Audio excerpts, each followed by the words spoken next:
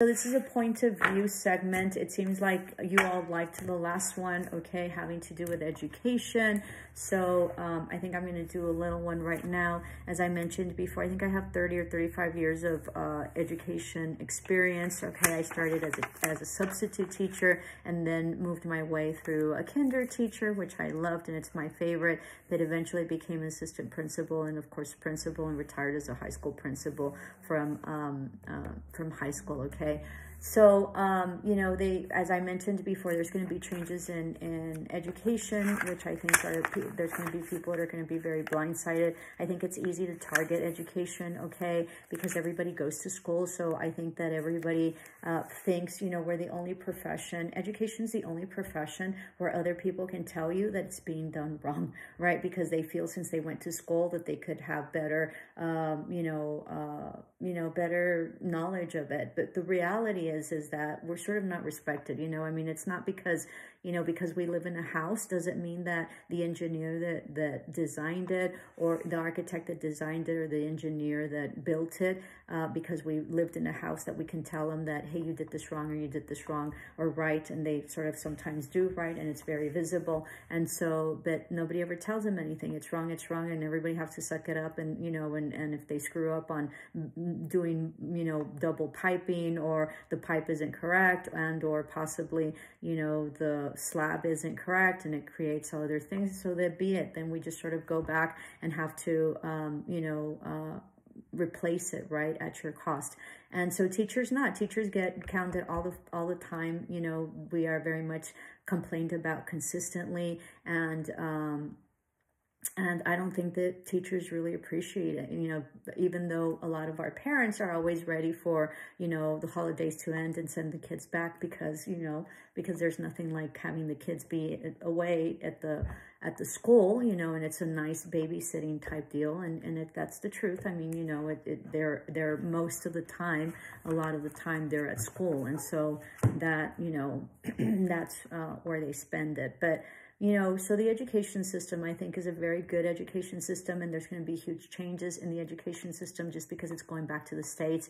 The states that are poor, like New Mexico, I'm in the Southwest, they're a very poor state. So those will be the states that really will be most hit financially, right? And they are the ones that will be hurt the most. The very prosperous states, even though they're going to probably be very conservative at this time, and the books are probably going to be very much decided, all right?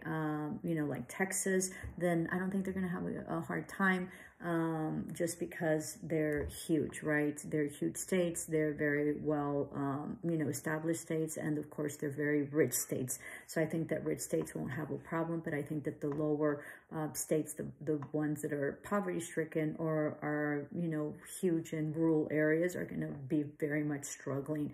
And there's a lot of things in place to help those rural places, like, busing, and of course, school lunches, which is huge. Some of my students wouldn't be able to eat, and that's the only place that they will eat, at school. Sort of also the urban areas that, are sort of kind of tight, and low social economic. So there's a lot of stuff that schools do that I think that people minimize, but I think that because of that, it makes them greater, right? We are able to educate everybody, even in the rural areas. We're able to feed everybody because of the generosity of what America is, right? And everybody's needed help at some point, unless you're, very well-to-do, then you don't need any help. And so if you don't need any help, then that's fine. But there's a huge majority that is. But the United States, right? Because there's other countries that are in America, but the United States sees themselves as the only Americans, but they're not. Mexico, Central America, South America, even Canada are basically, in the American continent. And so we do exceptional, and teachers teach everybody, and they train everybody, and teachers train scientists, and, we teach scientists, and we teach astronauts, and we teach engineers. Teachers are the ones that do that. There's nobody else that does it. And so it's a great testament to who we are and how long we've come. And to, close this segment out to this, we are the we are the country that has the most Nobel Prize winners, okay? And so starting, I don't know if they started in 1901 or they started keeping track in 1901 to 2023, the Nobel Prize winners of the US have been 413, okay? And so they are the ones that have the most. The second best rated Nobel Prize producers, okay, as a country is the UK at 138. So let me say that United States has always been first, okay, and they're at a total of 413, and the UK, which comes in second as a country, and UK is UK, you know, it's 138. They're not even half of what we have produced. Maybe also there's a lot to do. Maybe, you know, there's a lot of ethnicities that have won the Nobel Prize that are Americans. And so it's the diversity also that really helps us, but it's also the funding that goes into being able to help scientists, you know, do experiments, right? To, you know, develop things that are incredible, or be able to be extraordinary writers, or whatever makes our society, and everybody's important. You know, my children are, you know, they're from the STEM, so they're, you know, science, technology, math, and what is it? I forget the other one, engineering, okay?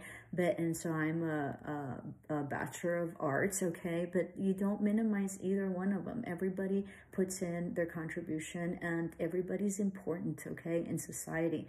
And I have another set of stats here, okay? In terms of producing Nobel Prize winners in the sciences, the U.S. has a total of 125 within this time frame, okay?